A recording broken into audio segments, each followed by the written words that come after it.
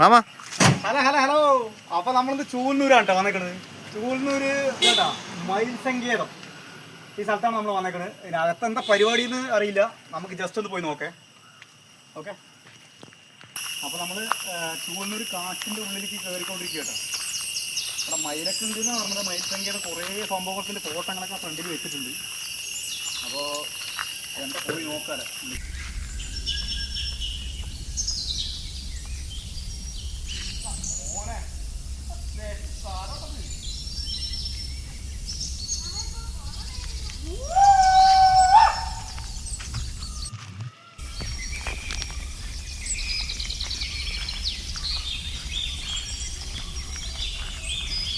അപ്പോൾ ഇവരിങ്ങനെ നടന്ന് നീങ്ങുന്നുണ്ട് കേട്ടോ. കാട് കണ്ട മയിലൊക്കെ ഉണ്ടാകും പറഞ്ഞിട്ട് കയറിയതാണ്.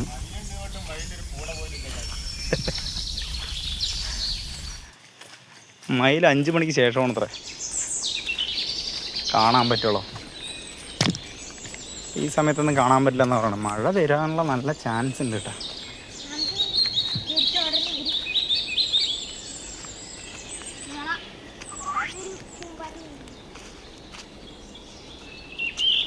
നല്ല രസമുണ്ട് കേട്ടോ അവിടെ കാണാൻ. സൂപ്പർ സ്ഥലമാണ്.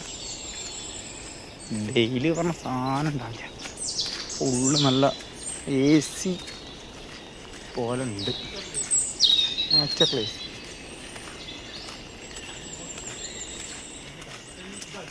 വഴിയൊക്കെ സ്റ്റോപ്പാവുന്നുണ്ട് കേട്ടോ.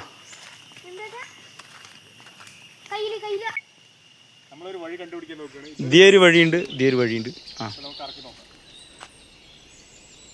ഇപ്പം എൻ്റെ മേലേക്ക് വന്നിരിക്കുന്നു. ഈ വഴിയാണ് നേരെ കേട്ടോ.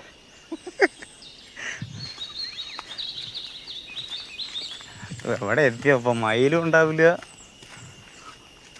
മയിലിനെ കാണാൻ പറഞ്ഞ ഗൈസ് ഇപ്പോൾ 2 കിലോമീറ്ററായി നടക്കണു. 2 കിലോമീറ്ററിന് ഇപ്പോൾ കൂടുതലായി. ഇപ്പോൾ ഞങ്ങൾ നടക്കണു. കാട് അല്ലാണ്ട് മയിലിൻ്റെ കരച്ചിലൊക്കെ കേൾക്കുന്നുണ്ട്. നല്ല രസമുണ്ട് കേട്ടോ കാണാൻ. അടിപൊളി കാടാണ്, പക്ഷേ മയിലിനൊന്നും കാണാൻ. അപ്പോൾ ഇവിടെ ഒരു പാടിയൊക്കെ കെട്ടി വെച്ചിട്ടുണ്ട്. ഈ കാട്ടിലെ മയിലൊക്കെ നാട്ടിലാണ് തോന്നുന്നു. ഇവിടെ മയിലിനൊന്നും കാണാനില്ല. ഇനി അടുത്ത് നമ്മൾ കുറച്ചും കൂടി ഒന്ന് നടന്നു നോക്കാം. ഇനി അത്ര രക്ഷയോടെ നടന്നു നടന്ന് മതിയായി കാര്യം. 2 കിലോമീറ്ററിന് ഇപ്പോൾ കൂടുതലായി. ഇപ്പോൾ ഞങ്ങൾ നടക്കണം.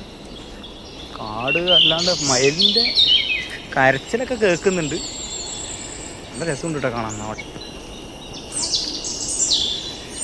ഗൈസ് മയിലിനെ കണ്ടെത്തി.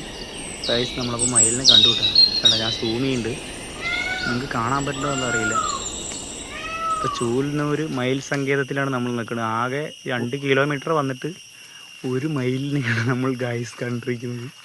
ആ മരത്തിൻ്റെ അവിടെ കാണാൻ പറ്റുന്നുണ്ട് ഗൈസ്.